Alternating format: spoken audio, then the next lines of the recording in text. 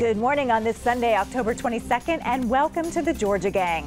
A shocking turn of events in the 2020 Fulton County election interference case as Sidney Powell pleads guilty. Also, the Camden County Sheriff's Office releases video involving the death of Leonard Curer, who spent more than 16 years in a Florida prison on a wrongful conviction. And the vice chairwoman of the Clayton County Commission says she will not resign after an incident at a bar. She says she was drugged. Police say a toxicology report shows only alcohol and cannabis in her system. Melita Theron and Janelle are here. Brian Robinson is filling in for Phil. Y'all behave. I hear you talking over here.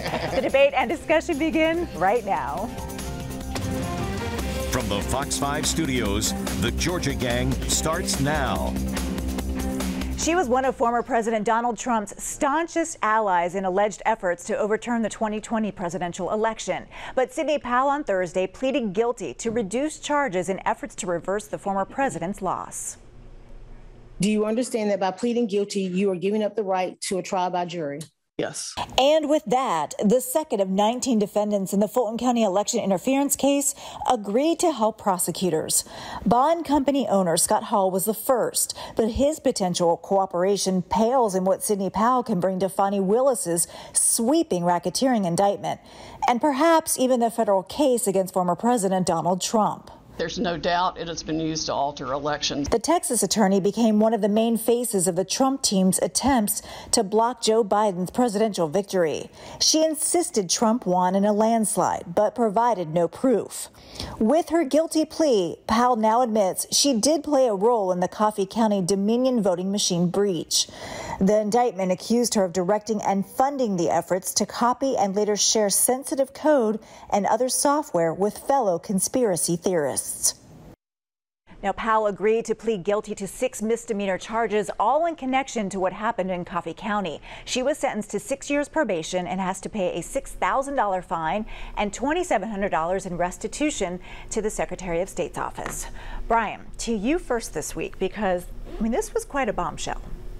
Absolutely. And what a great plea deal she got, just like the bail bondsman before them. I would imagine that if you continue to see them going from felony charges to misdemeanor charges, a lot of these defendants are going to start dropping like flies. It may even happen again before we finish taping this show. Another person pleading guilty to reduce. Kenneth Chesbro, possibly. I think right now we have to wonder if the new Kraken that she is going to release is going to be the testimony that she promised the prosecutor she would give in exchange for this plea deal, which again is a very good deal. Here's somebody who was in the room during some really tense conversations where they were making some plans to do some fairly outrageous things. I mean, you look back at it in hindsight. So she is going to be a critical witness in all of this, and I think we're all waiting to see the Kraken and what she promised to get this deal. Theron, what does this mean for the rest of the folks involved in these cases? Well, the thing that we got to remind our viewers is that this was a plea where she was negotiated by her attorney for her to basically plead guilty.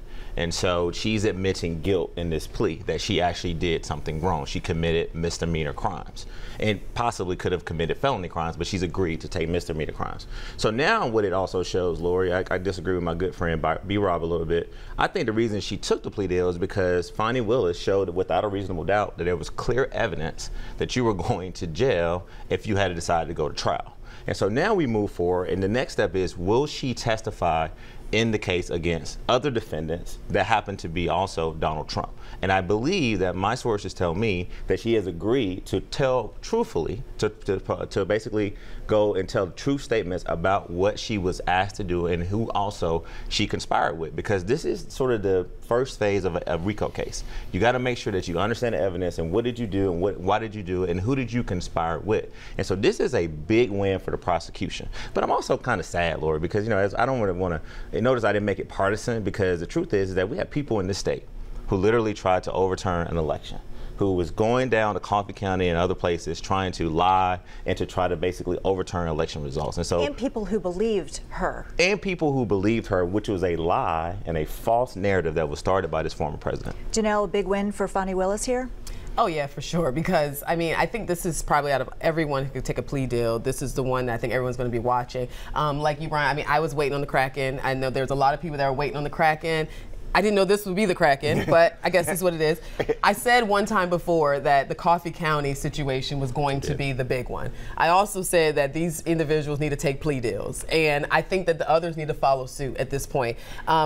The reason why this is a real concern is because we saw 7 felonies go to 6 misdemeanors. That means she gave up something really good. So whatever Fani is sitting on, it was really good. Another issue is that allegedly she hired and paid over $26,000 to an Atlanta computer forensic firm to, sorry, to my earring, to copy data from the software machines in Coffee County. And I'm just like, that right there is huge. No one's really talking about that, but that's a big issue, and that company can also get in trouble as well. Melita's been talking about that for a long time. Yeah. This is true. Well, I think the interesting thing about the Sidney Powell plea deal is that it fell on the 50th anniversary of the plea deal by former White House counsel John Dean during the Nixon administration. So that was just an interesting little footnote. But what is underlying some of this is the 392-page file put together by the GBI about the Coffee County situation.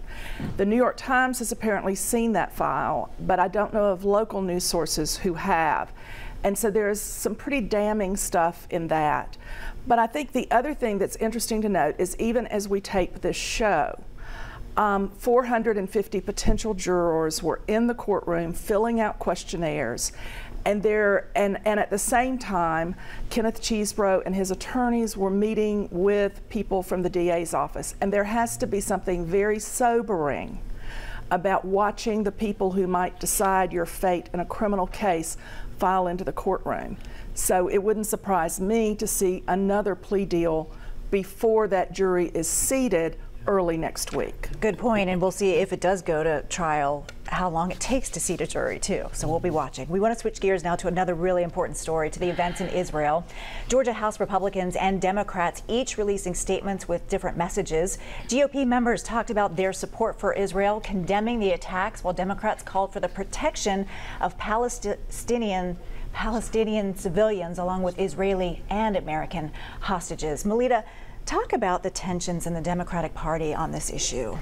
Well, in the Democratic Party, you have one Jewish member, Esther Panich from Dunwoody, and you have Rua Roman, the first Palestinian origin family, because her grandparents immigrated from Palestine, serving. And so you have both sides of this conflict represented within the Democratic caucus.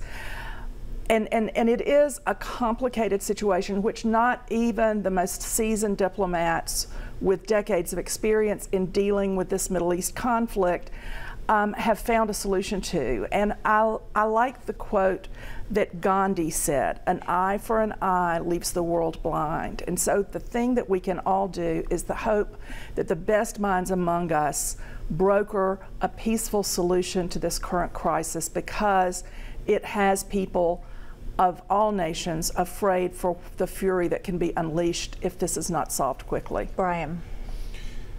When you look at the two statements from the House Republicans and the Democratic Republicans, you really get a look behind the curtain. The Republicans are unified and speaking with one voice on this issue, standing up for Israel and condemning the terrorist attack that left grandmothers and babies and children slaughtered into more than 1,000 just on that first day. And what you saw on the Democratic side was a negotiated settlement. You saw how much division is in their caucus in their statement.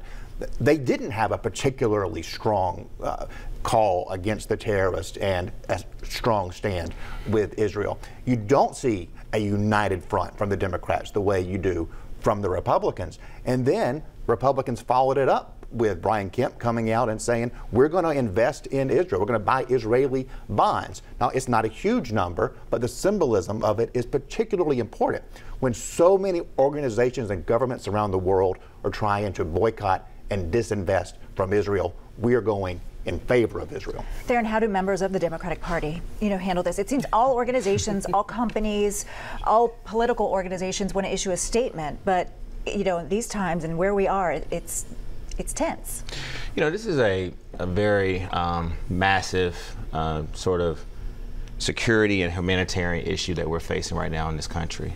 And what Democrats were saying is that we can stand with Israel, but we also can stand with the Palestinian people, because the focus is in a united front, focusing on stopping Hamas, who is the first, sort of terrorist organization to bomb innocent Israelis. So what the caucus was doing is saying, hey, we stand with Israel, but we also got to be mindful that we have as Melita pointed out, a woman in our caucus, and we have another woman who represents both sides of this crisis. And so I'm not going to let Republicans sort of say that this is a huge dissension within the Democratic Party. I mean, Democrats support our Jewish brothers and sisters, but at the same time, we do have some Democrats that are very sort of saddened about what's going on in the afterfact, where you got innocent Palestinian lives that are being killed too. Electricity is being cut off, water, food is being held. So the focus is, and I think it should be a bipartisan focus, is dealing with the terrorist organization Hamas that is basically leading these attacks. Janelle?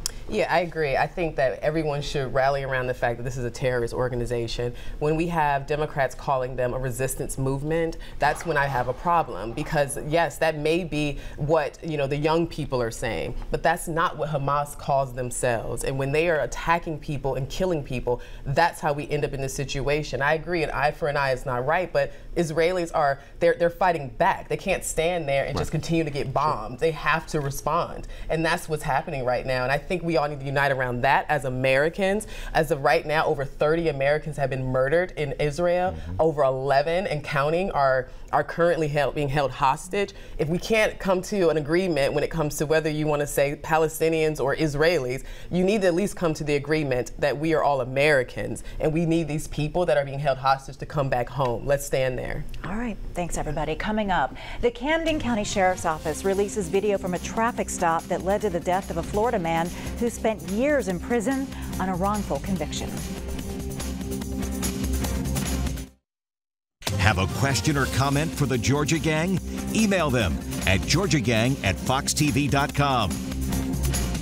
The Camden County Sheriff's Office has released the dash cam and body camera video related to the death of 53-year-old Leonard Cure, who spent more than 16 years in a Florida prison on a wrongful conviction. Now, he was fatally shot by a sheriff's deputy in Georgia during the traffic stop. You could see there the scuffle. The sheriff and the DA released the video, which they say shows the incident escalated to the point of extreme use of force. The GBI is now investigating. Darren, over to you. Cure's family says that the system failed him twice.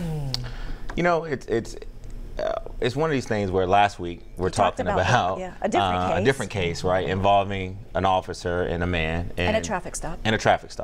And this right here was just tragic. I mean, to watch that video, I mean, the officer had to defend himself. But as someone who has had family members go to jail, I have a family member who spent almost 40 years in jail. I actually wrote about it in Georgia Training. It'll be coming up in December. And I understand the aftermath when you come out, because it's not just a place where all people get rehabilitated. However, in this case, clearly this gentleman was dealing with some issues around mental illness, and for him to attack an officer in that manner, and again, you got to look at the tape, let the evidence kind of fall where it may, but I think the officer at that moment, being choked, had to defend himself. However, it does go back to training. Are these officers trained to de-escalate situations, particularly when you're dealing with hostile individuals who may be angry, who may be mentally ill, or who just want to physically get into an altercation? And I think that, the officer hopefully did everything he possibly could, but ultimately this is just another traffic stop that resulted into death. And we got to figure out, how do we train our citizens to make sure that you don't get yourself killed, but also make sure the officers are trained as well to try to do everything they possibly can to get home safely to their families and make sure that person get home safely as well. Right. There was a Supreme Court justice who said complex cases make for bad law. And this is one of those complex cases. On the one hand, Theron is absolutely right that the officer had to defend himself. He was being violently attacked.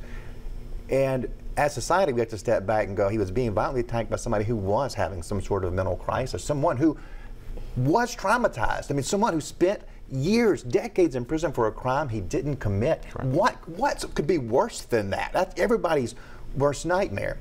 what concerns me here is that this is an officer who has had use of force issues in the past, has been fired in the past for overreacting. Now, I don't think necessarily that this was an overreaction.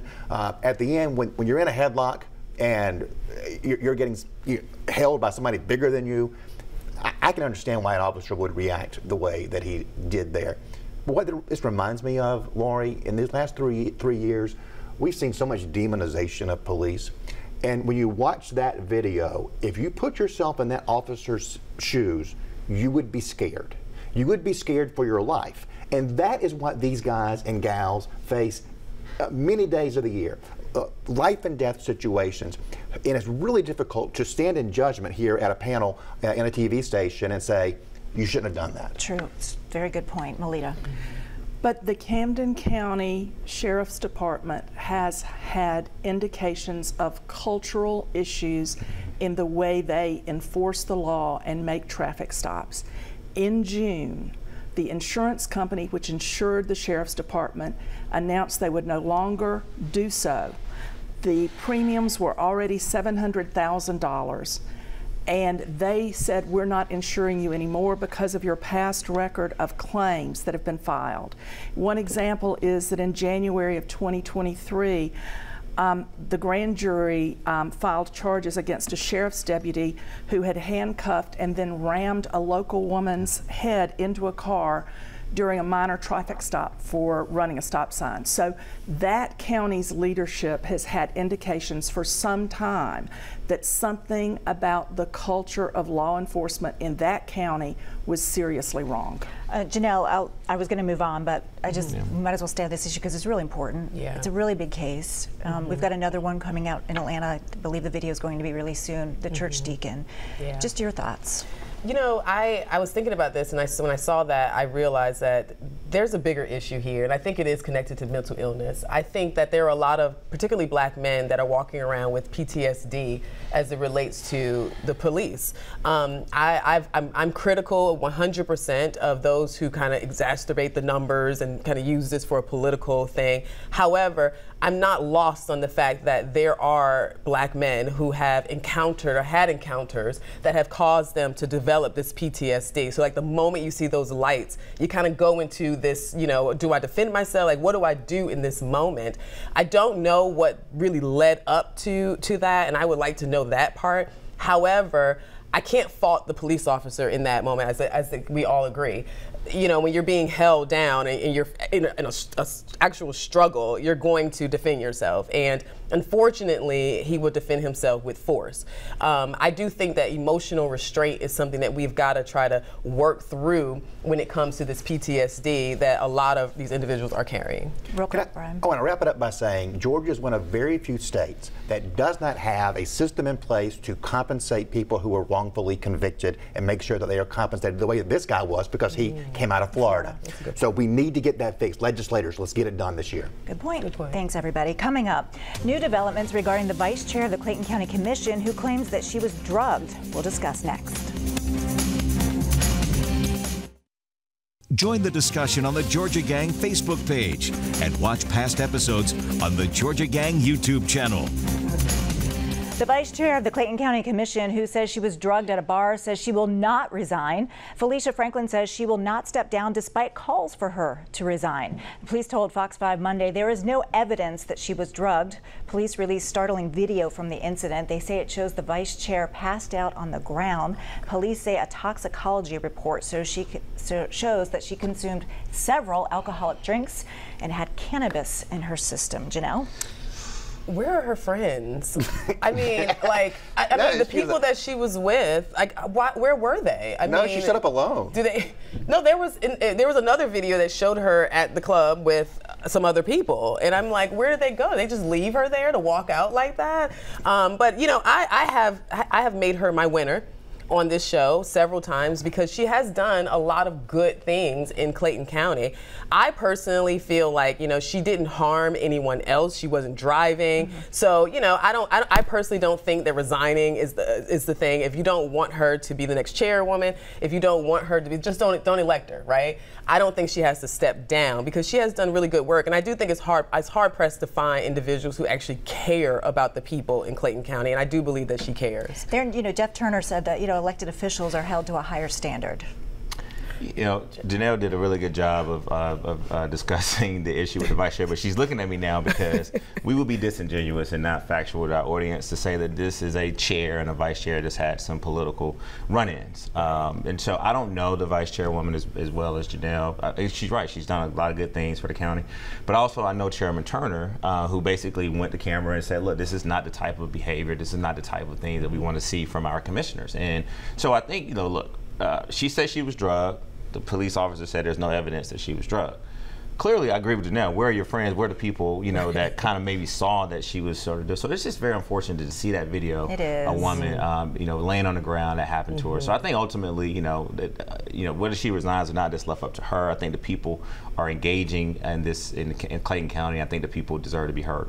All right, moving on. It's been a year since Atlanta Medical Center closed its doors and still no plans to replace the hospital as the Atlanta City Council will consider extending the moratorium on development at the site. Melita. Well, I think it's probably wise to continue to extend the moratorium on development. It's proven through some Harvard research that when a big medical center like this closes and people don't have the care that they've become accustomed to, some of those patients die, something like 2.3 per 1,000 patients served. So the ramifications of the closing of this medical center are still happening, and I think the plans haven't developed for some replacement medical offerings on the same site, and the complications of this having been tax-free because it was being used for this medical purpose over the years for the people who owned it still haven't been figured out. So it's wise to keep letting the best heads come to a table and determine what's the best path going forward. All right, I want to get to one more issue before we get to winners and losers in the next block. Early voting is actually underway all over Georgia. In Metro Atlanta, voters are deciding mayoral races in several cities, including Brookhaven, Dunwoody, Jonesboro, Lilburn, and Suwanee, just to name a few. Brian, what are you watching for in some of these races? Well, Laurie, you know, I live in Brookhaven, so I know. I get to go vote in this, and I'm very excited about it. And it's been great to see the community discussing the issues that are facing our city. Obviously, like any in-town city just adjacent to Atlanta, we're talking about growth, we're talking about transit, we're talking about quality of life issues. Of course, in Brookhaven, we have the big city hall coming in, which we talked about that last week. Which has caused some controversy. Yes, the mayor called me about the Georgia gang conversation last week on this. And it's great when you get to voting. The stuff where your vote matters the most and affects your quality of life the most is the one you hear the least about, and it is these city elections. And so I encourage you, go to Nextdoor, go to newspapers. There's plenty that are covering these candidates. Find out about it and make a decision for your community. I'm making my daughter go because I want her to go vote with me. I want her to see how democracy works. Darren, real quickly. Yeah, I think the early vote numbers are not where they should be. Right. And so this week I got to give them a shout out, the Utopian Literary Group, this wonderful group of women I had the opportunity to talk to over in Southwest Atlanta. But former Pastor Joe Hillier was there in East Point, and we were just talking about how these municipal elections are so important. Absolutely. That's why we wanted to get them in before winners and losers. Stay tuned, everyone. Time now for the week's winners and losers. I'm going to go real quickly here. Rivian, one of my clients, had a really big week this week, opening up a retail space in Ponce City Market. A lot of excitement there, a lot of elected officials out over there. It was great to see everybody. And Rivian saying they're expecting to break ground on the new facility in early 2024. So good stuff. Y'all should check it out. It's a really cool space. Oh, cool. Janelle. Thanks. Okay, first, shout out to the Thomas County and the Pike County GOP. They hosted Kelvin and I this past week, and it was wonderful. So thank y'all so much. And then I want to to give a shout out to this new program called Georgia Match that's coming from the governor's office. Apparently, high school students are going to receive admissions letters to their homes, as well as connection to resources for application, fee waivers, scholarships, and grants. When we were at Eggs and Issues at the beginning of this year, they talked about the workforce being an issue in the coming years. So this is the governor's way of correcting that, and I think it's a good idea. Darren. It is homecoming week at Clark Atlanta University, so shout out to all my Clark Atlanta alumni university. Also, I'm celebrating 25 years in Phi Alpha, so shout out to all my line brothers who will be on the yard this weekend. And also, October is the month 50 years ago when Maynard Jackson was elected mayor of the city of Atlanta. And so, led by his late widow, Valerie Jackson, the council members, they celebrated this historic election.